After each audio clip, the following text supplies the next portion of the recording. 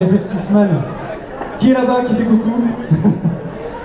Donc le zonage, il faut savoir que Nintendo à ce moment-là va faire des consoles qu'on peut japonaises, américaines et européennes.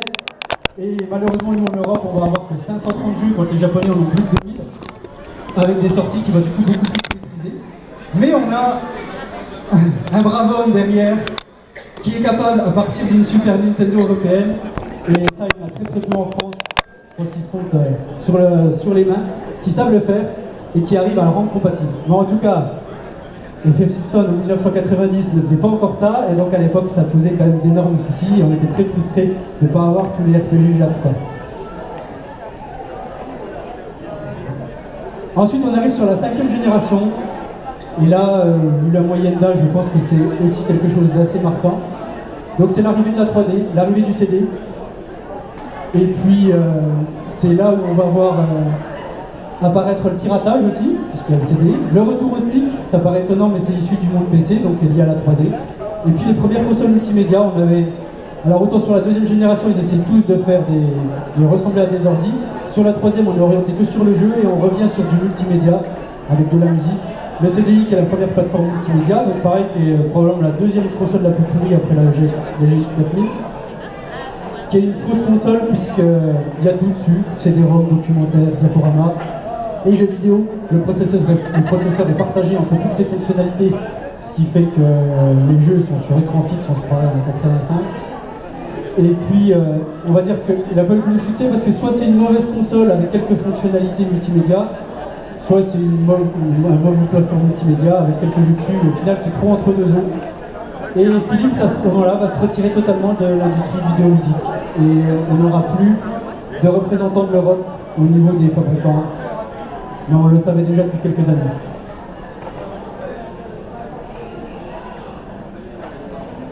Ensuite, on a la 3DO. La 3DO, c'est des anciens ingénieurs d'Atari et puis d'Electronic Arts qui se regroupent et qui veulent faire une plateforme multimédia aussi. Alors, elle est pas trop mal, elle est beaucoup plus puissante. Mais justement, les composantes en sont super haut de gamme. Elle va être très chère. Elle va se vendre à 6 millions, donc elle va mettre le pied à l'étrier à pas mal de gamers sur la 3D. Mais dès que la PS1 va sortir en 95, c'est terminé. Et puis elle a aussi le gros défaut, c'est qu'elle est américaine. C'est une des dernières consoles américaines des années 90 avec la Jaguar. Et donc sur le marché japonais, c'est terminé. Ils ne veulent plus du tout acheter de console américaine, donc elle se contentera du marché américain et un tout petit peu européen.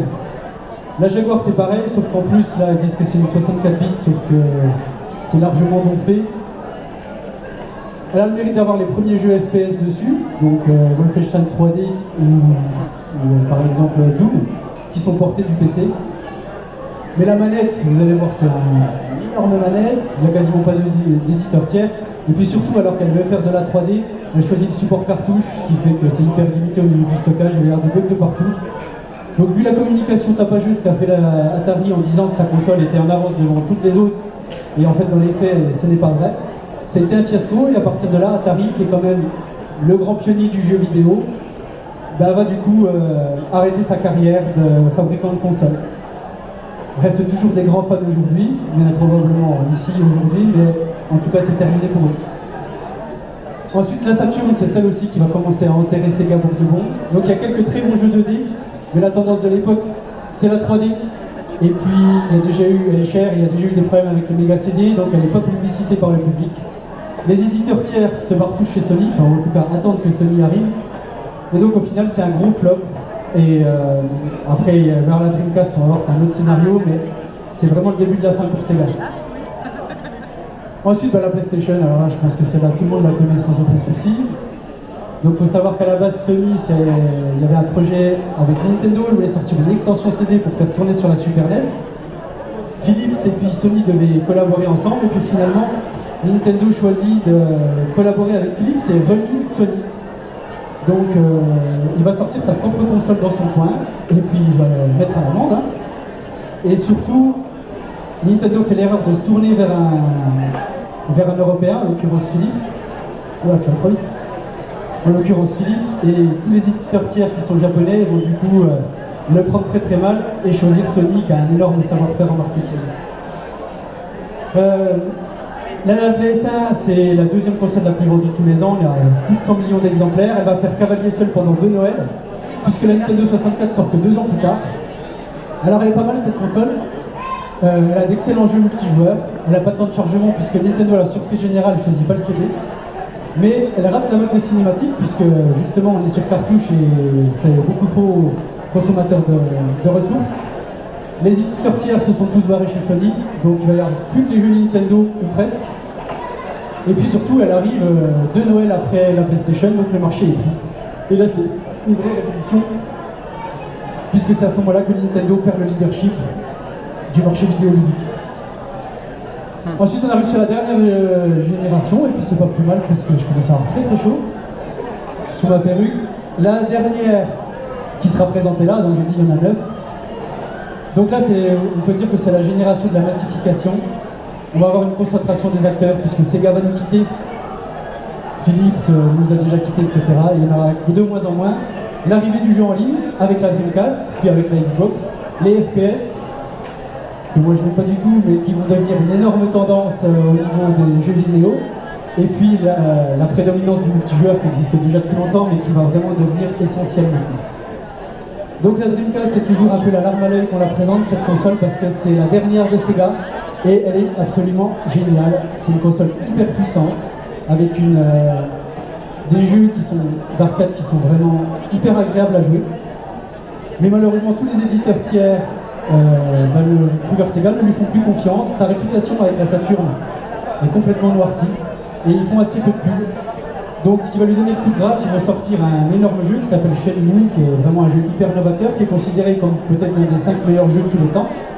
Ils vont engager 50 millions de dollars dans la création de ce jeu qui va être boudé par le public, ils font qu'un petit million de ventes. Et à partir de là, il plie rideau.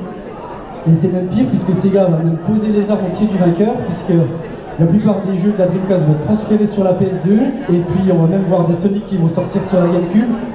Donc quand comme moi on a connu la 4e génération, c'est vraiment une hérésie. Et puis après on arrive sur la PS2, donc la console la plus vendue de tous les temps, 152 millions. Donc elle est très bonne cette console, il n'y a pas photo, il y a plus de 6 000 jeux. Donc il y en a vraiment pour tous les âges, pour tous les niveaux. Et puis mine de rien, quelque chose qui compte énormément quand ça sort en 2000, il y a un lecteur de DVD qui est dedans. Et finalement le calcul est vite fait, entre s'acheter un DVD et s'acheter une PS2 qui inclut un DVD, c'est un très très bon coup marketing de Sony. Le petit défaut, c'est que, bon là on a tous mis dans tous les sens, debout, puisque la lentille est assez capricieuse, quelques petits défauts, et il n'y a pas de jeu en ligne, mais il sera pas sur la PS3. La GameCube qui est la dernière console présentée, donc il y a des grands fans, mais bon voilà, Nintendo maintenant a des haters, c'est plus tout le même contexte. Elle s'en tire juste à son noyau, elle fait autant de vendre que la N64, autour de 20 millions, quand la PlayStation en fait 150. Donc du coup, c'est plus que les fans, il n'y a plus que les fans de Mario et Zelda. La machine reste puissante, par contre, là où c'est très étonnant, mais voilà, Nintendo en fait toujours qu'à sa tête et veut toujours faire à sa façon, support mini CD, et puis pas de multimédia, c'est une console pour jouer rien d'autre, donc en 2001, c'est clairement hors tendance. En revanche, on peut dire qu'elle est quand même importante dans l'histoire de Nintendo, cette console, parce qu'on va déjà sortir plein d'accessoires.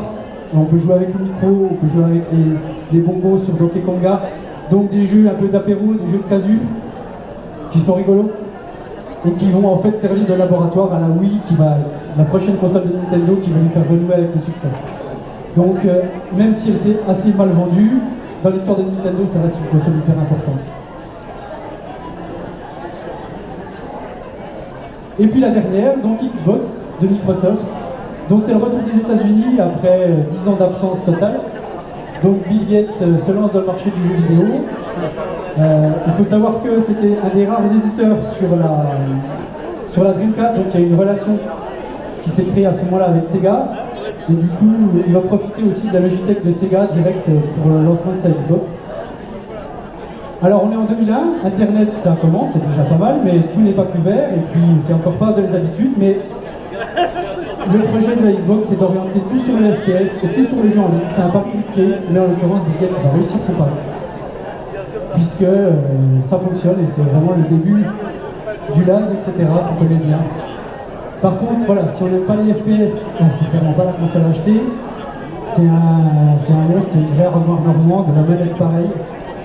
Mais en tout cas, grâce à la Xbox, bah, Microsoft réussit son pari, va faire un tout petit peu plus de ventes même que Nintendo que la GameCube, et va du coup se créer une base de fans qui va lui permettre ensuite de sortir la 360 puis la One, qui aujourd'hui fait jeu égal avec la PS4. Donc c'est les débuts réussis de Microsoft qui c'était loin d'être gagné dès le début. Donc moi j'en ai quasi terminé avec ma présentation. Ce qu'on peut dire, si vous avez suivi, et je vous remercie de votre attention. Voilà, on est sur un marché qui est en croissance continue depuis 40 ans. Alors j'ai quand même mis une petite chute là, c'est pas fait exprès. Donc en dehors du crack du jeu vidéo 82, c'est une croissance quasi exponentielle.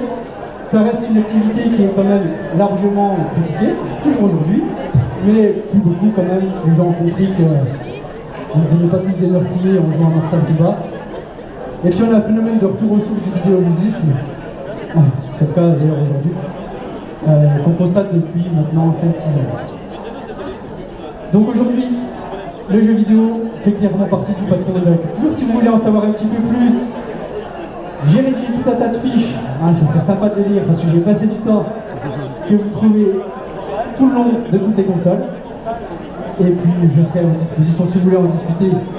Ça peut durer des plombs, mais j'adore ça, donc il n'y a aucun souci. Et je vous souhaite un excellent festival à tous. Merci.